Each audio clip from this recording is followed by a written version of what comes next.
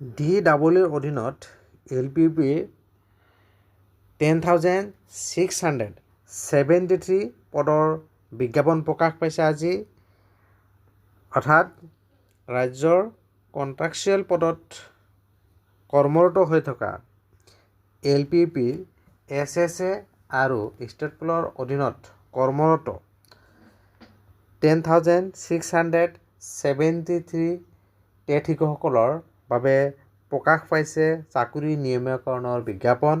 ইয়াতে চাওক, with a view to support, strength and improve the quality of elementary education in the state of Assam and in pursuance of GOVT approval via e-file number this dated 28th October 2025 and in the exercise of the power under the Assam Elementary Education Provincialization Amendment Rule 2025.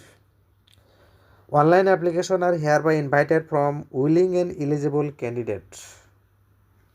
So, online আবেদন বিচৰা হৈছে willing and eligible candidate, অৰ্থাৎ willing থকা আৰু eligible প্ৰাৰ্থীসকলৰ পৰা বিচৰা হৈছে who are working as contractual and state poll teacher under সমগ্ৰ শিক্ষা Assam through the official website DW Assam for filling up of 10,673 lower primary and upper primary teachers.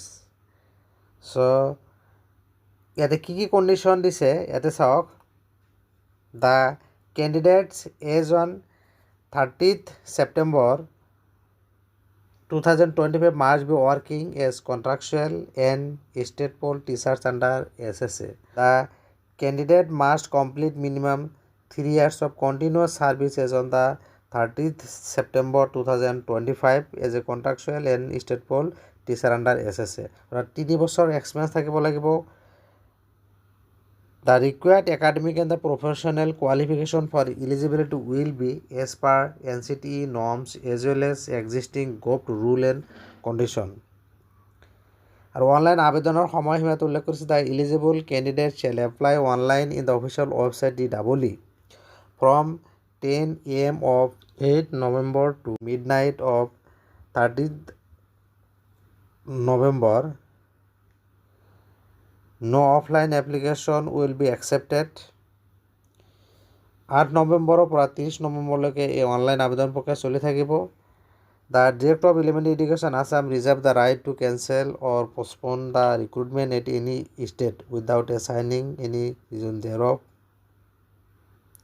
The candidate shall apply in the same category of the post that he was holding as contractual or state poll teacher and only in on post. So, যিসকলে LP কাম কৰি আছে এতিয়া LPত apply কৰিব পাৰিব আৰু UPত থকাবিলাকে UPত, অৰ্থাৎ কোনোবাই যদিও LPত কৰি আছে UPত টেট কোৱালিফিকেশ্যন হৈ থাকিলেও, টেট কোৱালিফাইড হৈ থাকিলেও UPত কৰিব নোৱাৰে। য'ত কৰি আছে সিহঁতে তাতে কৰিব লাগিব। Documents required will be notified on the online portal. ইয়াতে attention to the applicant, all candidates are requested to visit the official website DWE Assam for update or information related to the recruitment will be provided in the DWE official website only. So, SSA আৰু state পুলৰ অধীনত কৰ্মৰত হৈ থকা এই প্ৰাৰ্থীসকলৰ বাবে এই পদসমূহৰ বিজ্ঞাপন প্ৰকাশ কৰিছে।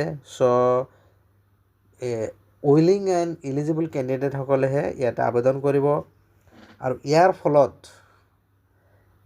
LPPৰ যি 4,500টা পদৰ ইতিমধ্যে বিজ্ঞাপন প্ৰকাশ পাইছে আৰু ইয়াৰ সেইসকল প্ৰাৰ্থীৰ বাবে এটা ভাল খবৰ, যিহেতু SCTৰ অধীনত যিসকল প্ৰাৰ্থী ৰেগুলাইজ হৈ যাব সেইসকল প্ৰাৰ্থী LPPৰ যিদৰে 5,550 পদত আবেদন কৰিছিল সিহঁতসকলক উদ্দল কৰাৰ কাৰণে নটিফিকেশ্যন দিছিলে, ঠিক সেইদৰে 4,500টা পদত আবেদন কৰা প্ৰাৰ্থীসকলৰো এই যিহেতু সেইকেইটা ছেপাৰেটকৈ হ'ব, গতিকে সিহঁতৰ আবেদনসমূহ উদ্দল হৈ যাব নিশ্চিতভাৱে। ফলত 4,500 পদৰ যিটো কাট অফ নিশ্চিতভাৱে এই প্ৰাৰ্থীসকলৰ কমি যোৱাৰ কাৰণে কম হৈ যাব আৰু ইতিমধ্যে একাংশই 5,550টা পদত ৰেগুলাৰ হৈ যাব। সিহঁতসকলেও এই যিহেতু 4500টা পদত আবেদন কৰিছিলে। গতিকে এই 4500টা পদত 500 পদত যিসকল প্ৰাৰ্থীয়ে আবেদন কৰিছে সেইসকলৰ কাৰণে নিশ্চিতভাৱে এটা ভাল খবৰ। মোৰ এই ভিডিঅ'টোৰ যোগেদি গুৰুত্বপূৰ্ণ খবৰটো জনালোঁ। ভিডিঅ' ভাল লাগে লাইক আৰু শ্বেয়াৰ কৰিব আৰু এনেকুৱা ধৰণৰ গুৰুত্বপূৰ্ণ বাতৰিৰ বাবে যিসকলে চেনেলটো ছাবস্ক্ৰাইব কৰা নাই চেনেলটো ছাবস্ক্ৰাইব কৰি ন'টিফিকেশ্যন বেলটো অল কৰি দিব। Thank U.